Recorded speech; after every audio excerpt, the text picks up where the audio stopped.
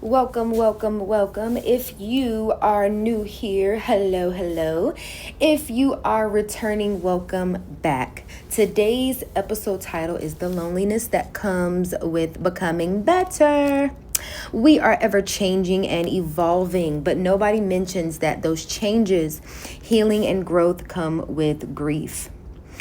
Not just grief over people you had to let go of, but grief over the version of yourself you used to be. Truth is, the lonelier you become during healing, the more you are probably growing. But before we get into it, hello, my healing hotties. My name is Mara Noir Sinclair, aka Amara, and welcome to Her Healing TV, a podcast where we don't just heal, we rebuild, rebrand, and reclaim who we are after dealing with trauma. This is where discipline meets divinity, where emotional control becomes power, and where transformation is intentional, not chaotic. So I used to feel bad or feel like I was acting funny and or different, not realizing that when you are being called to a higher calling or divine assignment, it tends to get a little lonely. I used to think I was acting funny. I used to think that I was, being different. But once I was being called to do something different, it got a little lonely for me. You tend to walk, talk, and act differently because you are outgrowing many aspects in your life. When you are in true transformation, you can expect to be standing alone. Let's tap into what leads up to the loneliness that comes with becoming better. Healing changes your tolerance. When you know who you are and God has showed you your worth, you become extremely attentive to red flags and things you aren't willing to tolerate. I love saying this. Putting you guys in my business for a second. Once I began elevating and saw how I was being treated because of that elevation and because I walked with authority, there were some people in my life that couldn't handle the boundaries I set, and so they fell by the wayside. An example of those people were both the fathers of my children. For the sake of this podcast, we will call them Zombie, and you guys already know Italian Jit from previous episodes. Once I was finding peace, I was not going to let someone's unhealed son undo what I worked so hard for. My tolerance for them had changed. I didn't have the capacity to argue, fuss, go back and forth, keep explaining, asking questions, repeating myself, etc. It just wasn't worth the stress, aggravation, or disappointment. I had stopped accepting the bare minimum behavior. And as a mom, once you realize your kids are good without that headache, you learn to let it go, let it go. That may even mean you let go of communication, especially if that communication isn't healthy and clear. Turns out that when your tolerance for certain behaviors change, your stress level drops like crazy. You stop putting expectations on people who have no intentions. Turns out that pisses them off, but it does something divine to your spirit. Your nervous system calms down and you start relaxing instead of bracing. The chaos you once felt was exciting becomes boring. You stop feeling the need to respond to every single thing. You much rather prefer peace instead of the need or feeling to be right or prove a point. You start protecting your peace instead of proving yourself. For example, when I get text messages now from Italian Jit or Zombie, if it's not pertaining to the kids, I don't even provide a response or engage. Anytime I sense an invitation to a back and forth, I let them have it. What I will say is that they both know not to come at me with anything other than correctness. I don't even know if that's a word, but I made it one today. Don't come at me unless you're coming correct.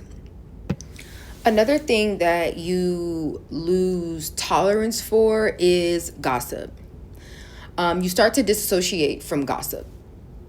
Gossip becomes draining. It is right up there with complaining.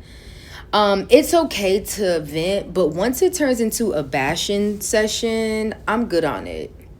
I no longer have interest in it. I would rather talk about growth, love, business ventures, travel, purchasing land, etc. Anything that will generate some generational wealth or better my situation versus continuously speaking negatively about a person or anything for that matter.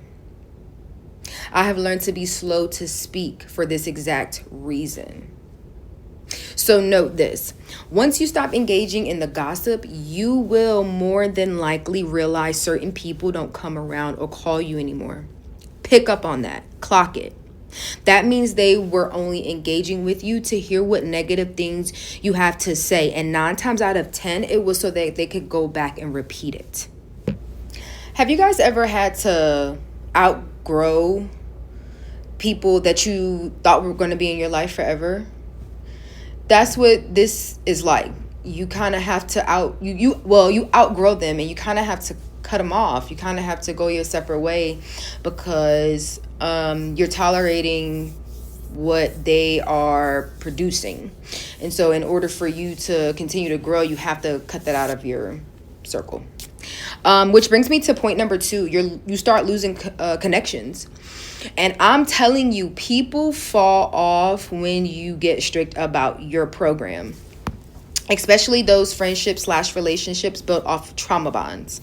I won't spend too much time on this point because it's self-explanatory. But some of the relationships we build in life are built on pain, not compatibility. These relationships survive when both people are broken, hurt, upset, going through the same situations, etc. But once one of you climb up out of that, the friendship is dead. And there are people that I literally have nothing to talk about with anymore because I save my business, whether it be good or bad, for my therapist and or my journal. The conversations are now short-lived because there's nothing negative to bond over. Before, I would be on the phone 4 hours beating the same dead horse. My responses now, they look a little different. They sound something like, "Oh, I'm so glad you're doing well," or "I'm so happy for you," when something positive is shared. Or if something, negative is shared, it kind of sounds like, "Oh, bless your heart," or "Wow, it really sounds like you're dealing with a lot." I don't give off the inkling for the other persons who trauma dump on me, because what we don't notice is that when someone trauma dumps on you, it rubs off.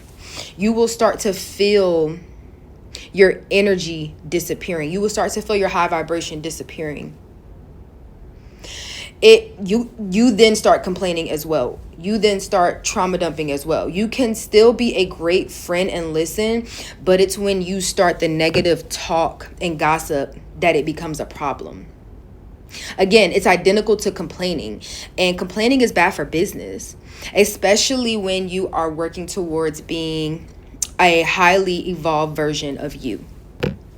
To sum it up, growth exposed those who benefited from the broken version of me. The people who only wanted to hear about the bad things happening or wanted me to engage in topics that don't benefit me are either not in my life anymore, or I no longer speak to them on a regular basis. Period. Nothing more, nothing less. And those type of people don't miss you.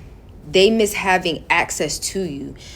They don't miss your presence or you as a person. They miss hearing about what's failing in your life and what's not going right, which is why you have to prepare for alignment.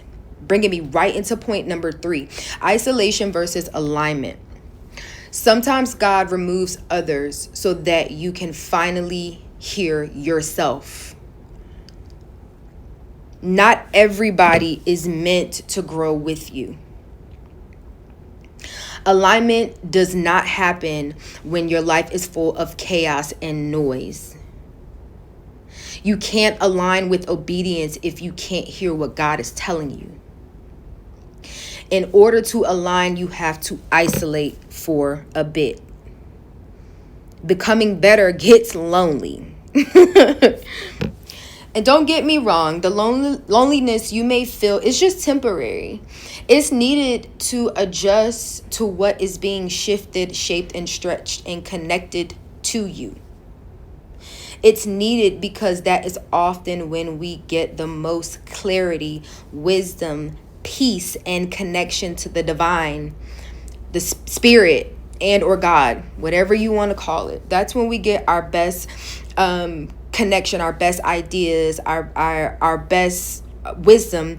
When we, it's isolated, we're quiet. We don't have this person and that person in our ears. You have that space to listen. That loneliness may feel like an empty space. Think of that space to be filled by people who are aligned with your current goals and aspirations. Not the people talking negative, not the people bashing and the people, gossiping, but the people that are actually aligned with your current goals and aspirations. People that can actually help you get to wherever it is that you are trying to go.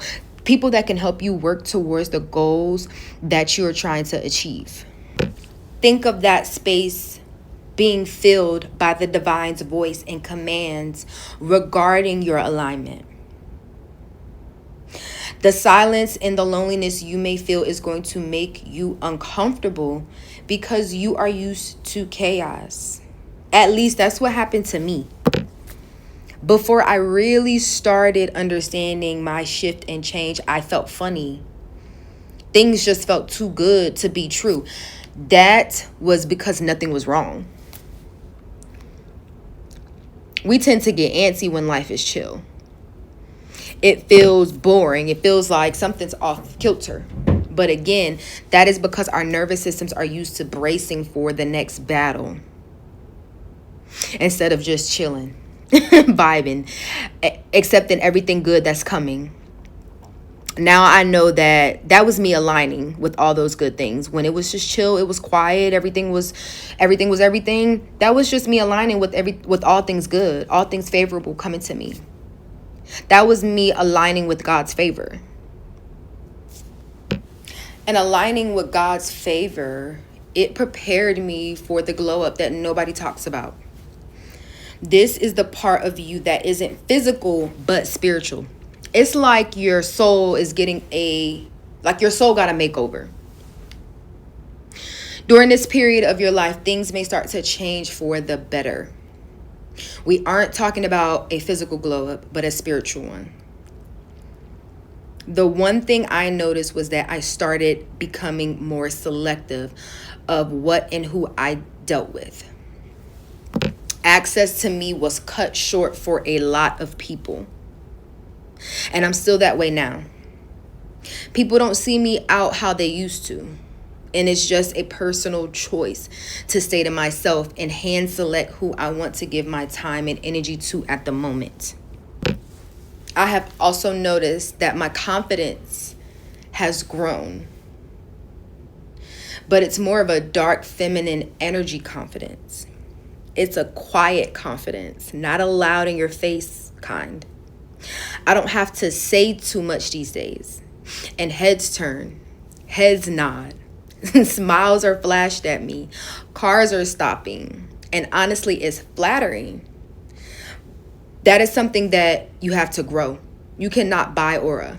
You cannot buy that. You have to grow that. You have to, again, when you align with God's favor, when you feel that isolation of becoming better, or when you're becoming better, that's what you give off. That's what happens. You start just oozing a bright light. You start oozing positivity and radiance. You don't even have to say anything. People just feel your aura. You're so warm. People just feel it. And that's what happens. They smile at you, they nod at you, they stare. They just can't put their finger on it. Like, what is it? That's what that is. That's aura, baby. Another thing you can't buy is silence. I have noticed that I don't give many details about anything that I'm doing. I have learned that you will see it once it's done.